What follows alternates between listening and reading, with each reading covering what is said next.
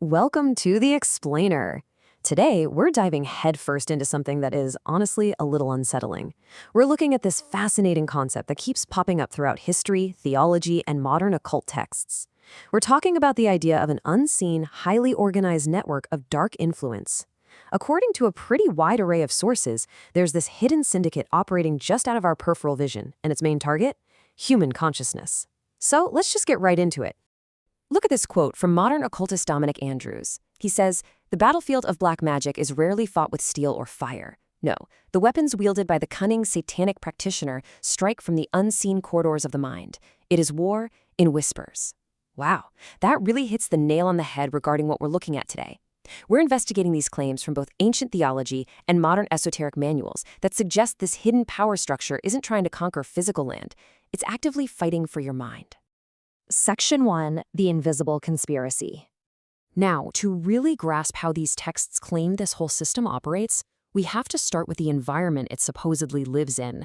A huge foundational premise here is the concept of al-ghaib, or the unseen. In Islamic theology and various esoteric traditions, reality is strictly dualistic. You've got the physical world that we see every day, and then you have al-ghaib. And the texts are super clear here. This isn't just some metaphor for the great unknown. They describe it as an objectively real, parallel ecology that occupies the exact same space as our physical world. It's the domain of entities like angels made of light and jinn made of smokeless fire. The overarching claim is that this unseen parallel layer is exactly where these dark networks do their work. And if we break down the anatomy of this conspiracy, you realize pretty quickly that it is not random chaos. Not at all. Drawing from sources like Daniel Defoe's 1840 System of Magic, along with orthodox theological texts, we see a highly structured operation. They describe this undiscovered confederacy led by Satan, or Iblis. The texts argue this force executes highly organized plans, uses human systems and very powerful individuals as everyday tools, and, this is the chilling part, it often hides behind the mask of justice, peace, or even religion. The ultimate end goal? Complete global domination and mental manipulation. Basically, it's described as an illicit, highly structured syndicate hiding right behind the curtain of everyday reality. Section 2, Mechanics of the Black Heart. So, we've looked at these supposed leadership, right? But what about the mechanics? How exactly do these operatives exert their influence? Well, that brings us to the traditional concept of sihr, or black magic.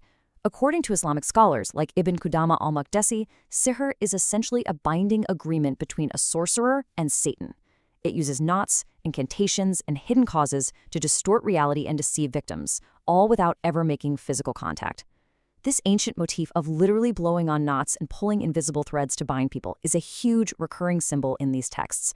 It represents this subtle, almost imperceptible distortion of reality. Okay, so here is the absolutely crucial point about how they believe this manipulation actually works.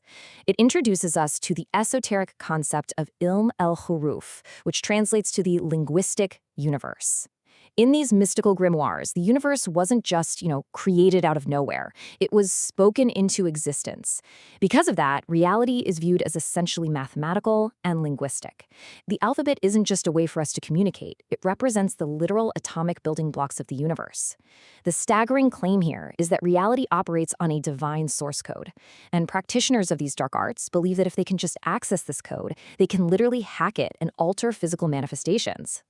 When we look at excerpts like this one from the writings of Gilles de Laval, we can see exactly how these concepts are mapped out. Modern occultists don't just look at these grimoires as dusty old spellbooks. To them, they're detailed maps of the Qliphothric realms, basically the shadow attributes of the subconscious mind. The text asserts that interacting with these dark entities is a surefire way to unlock unauthorized access to the human mind, completely bypassing our natural psychological safeguards. This same grimoire also dives into references about the Watchers and esoteric cryptography.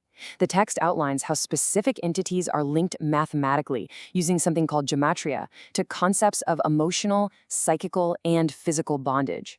It details exactly how a practitioner supposedly taps into a negative vampiric energy current to just completely exhaust their victims and force their will upon them. It's wild because it's described in this highly mechanical, almost clinical approach to psychological subjugation. Section 3. Hijacking the modern grid.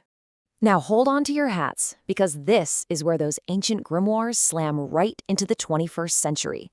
Just look at the direct comparison we have here.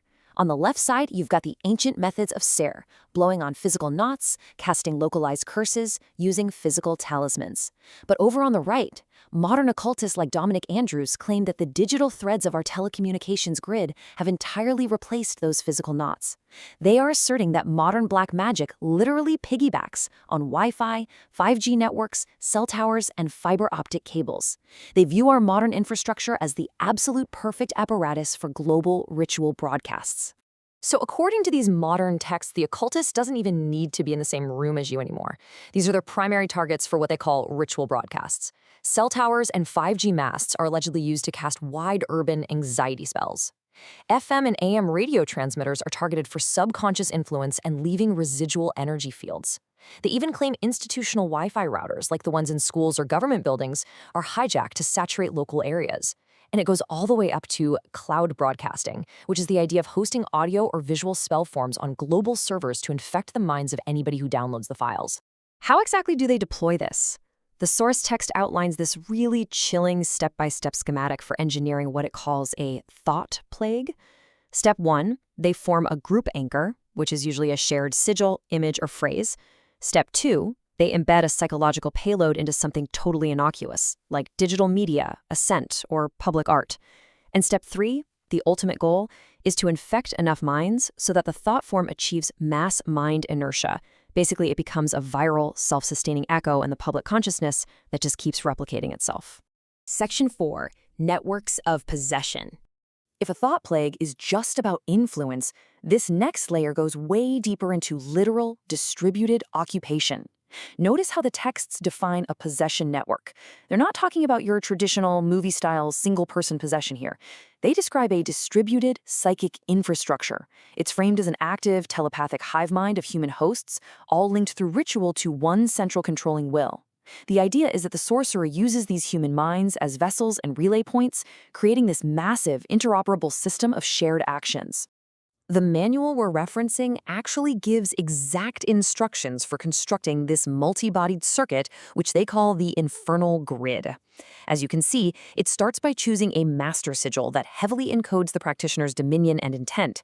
Next, unique node sigils are created for every individual human host involved. And lastly, each of those nodes is bound back to the master sigil through specific ritual triads. It is a terrifyingly structured blueprint for building a network of psychically enslaved hosts. What happens when this grid actually activates? Well, the texts claim the symptoms are pretty extreme. Hosts might experience sympathetic bleed-throughs. That means the intense emotions of a host sitting in London could suddenly seep into a host living in Tokyo. Then there's cross-activation, where triggering one person instantly energizes the rest of the grid. They also describe unplanned swarm effects, where victims spontaneously synchronize their behaviors. Ultimately, they end up trapped in a shared unreality, dealing with completely altered memory streams. Section 5, the battle for the mind. So what is the ultimate objective of all these unseen networks? The texts claim that the absolute pinnacle, the ultimate flex of this dark power, is something called environmental sorcery. You see, they believe you don't even need to possess a person directly. According to the lore, every location holds a residual psychic fingerprint. The practitioner tries to overwrite this residue to create a whispered grid. Basically, they enchant a physical space, like a room, a highway, a whole public building, so that it loops a dark intention forever. Anyone who simply walks into that space instantly becomes subject to the spell. As the occult text boldly puts it, you will become a ghost not of the dead, but of the sorceress mind. The whispered grid turns the world into a circuit board of psychic control. I mean, that really emphasizes the sheer megalomaniacal scale of this occult ambition, doesn't it? The practitioner isn't just trying to cast a spell, they are aiming to transcend their physical body and become a permanent, viral entity flowing through the psychic bloodstream of the entire world. This final grimoire excerpt we're looking at perfectly crystallizes that overarching theme.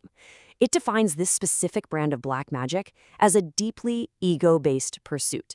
It's about actively attempting to force one's own personal reality onto the collective network.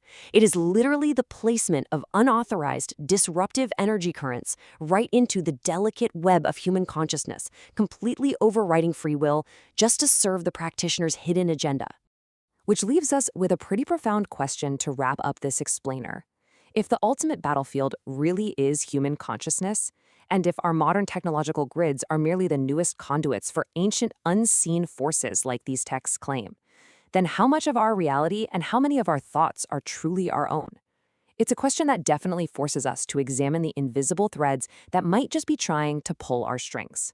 Thank you so much for joining me on this deep dive, and I will catch you next time.